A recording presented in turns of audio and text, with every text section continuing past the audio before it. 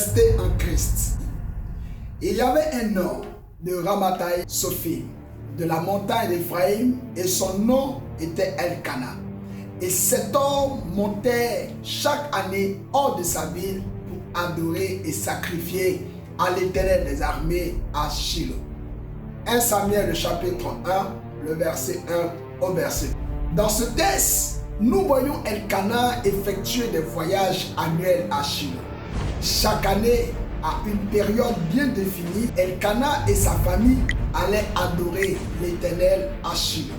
Shilo était à l'époque un lieu de pèlerinage où tous les Juifs allaient pour adorer. Dans l'une des vidéos précédentes, que vous pourrez retrouver certainement dans la bio et dans la section des commentaires, nous avons défini Shilo comme un lieu de repos.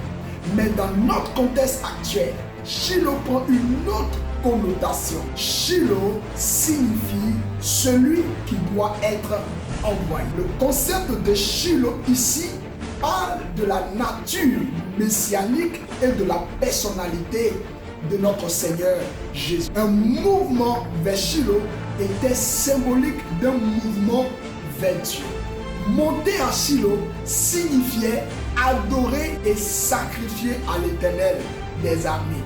Un mouvement vers Shilo est un pas vers la plénitude de la vie. Ramathaï Sophim était une ville définie. La superficie était déjà connue. On savait la distance à parcourir entre le nord et le sud, entre l'est et l'ouest. Mais pour Shilo, Dieu était lui-même la définition et la frontière. À Shilo, les frontières étaient infinies. Cher ami, quand Dieu devient ta limite, il n'y a pas de limite, ni de fait à ce que tu peux devenir ou accomplir. Quand Dieu est la définition de votre destinée, qui vous devenez et la part que vous recevez sont décrits par la plénitude de Dieu. Quand Dieu est la circonférence de votre destinée, votre part ne peut pas être inférieure à ce que Dieu désire. Votre vie ne peut pas devenir une meilleure pour votre génération que lorsque Dieu lui-même est votre limite. Votre vie ne peut qu'étonner les gens qui vous voient lorsque l'expression de votre vie transcende les limites que les hommes vous ont fixées. Vous ne pouvez pas vous épuiser quand vous êtes vraiment en Dieu. Non, vous ne pouvez pas être confiné, coincé quand votre vie est cachée en Christ, car Christ est caché en Dieu. Vous ne pouvez pas être réduit ou éteint si vous êtes en Dieu. Ayez cette garantie divine. Si vous êtes en lui, si votre foi est ancrée en Dieu, il ne vous laissera pas tomber.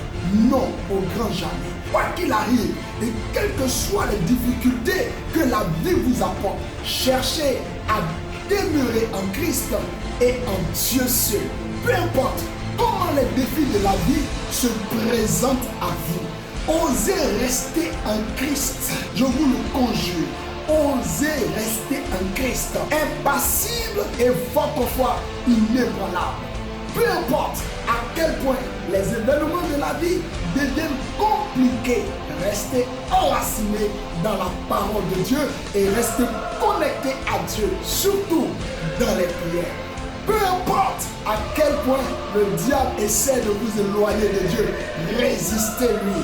Résistez-lui avec une foi ferme. Il n'y a pas de meilleure offre que d'être dans le même Dieu dont l'influence est illimitée et dont les frontières sont infinies. Comme garantie sûre, après avoir regardé cette vidéo, les choses ne seront plus jamais pareilles dans ta vie.